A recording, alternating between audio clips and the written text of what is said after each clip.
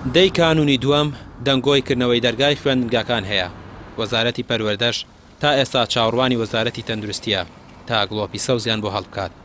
وەزارەتی پەروەردەش دەڵێت تەندروستی دڵنیایی بدات لە نەبوونی مەترسی ڤایرۆسی کۆرۆنا خوێندنگاکان دەکرێتەوە. بەڵام مامۆستایانی ناڕازی قسەیەکی دیکەیان هەیە. ئەوان دەڵێن درێژە بە بایکۆت دەدەن مەگەر ئەوەی کە حکومەت موچە و شایستەدارەیەکانیان لە کاتی خۆیدا پێبدات، ئەگەر نا ئامادەنین بگەڕێنەوە هۆڵەکانی خوێندن.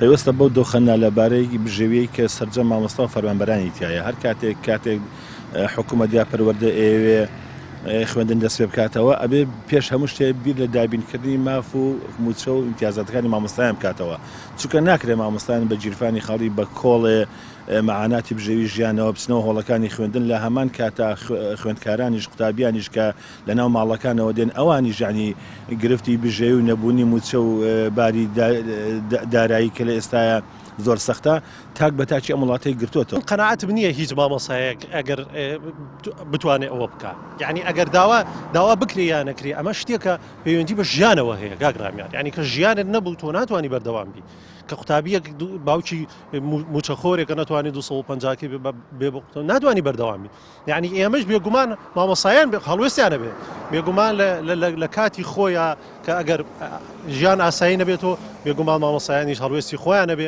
خۆیان بڕیارەیەن کە بڕۆنەوە ناوەندەکانی خوێندن یاخود نەڕۆنەوە. بۆی هیوادارم لە حکوومەتی هەرێم هیوادان لە وەزارەتی پەروەردە پێش ئەوە باری ژیانی خەڵک ئاسایی بێتەوە کاکە لە هەمووش ڕوویەکەوە بەڕاستی ژیان ئاڵۆز بۆ ژیان پەچی کەوتووە، یعنی هەر پرۆسەی پەروەردەنیە گاگرامیان تۆ لە ماڵەوە دایان کێشەیتر دروست بووە کاکە کارەبا نییە ئاو نییە ئەمانە هەمووی کاریگەریان هەیە لەسەر مامۆسا لەسەر خوێندن لەسەر هەموو بوارەکان ئەمانە ئاسایی بووە ئەو کاتە بێگومان پرۆسەیەکی باشی پەروەردە بەڕێواز. یەکێتی مامۆستایانی کوردستان لەقی سلێمانیش هەڵوێستیان لەگەڵ هەڵوێستی مامۆستایانی ناڕازیە.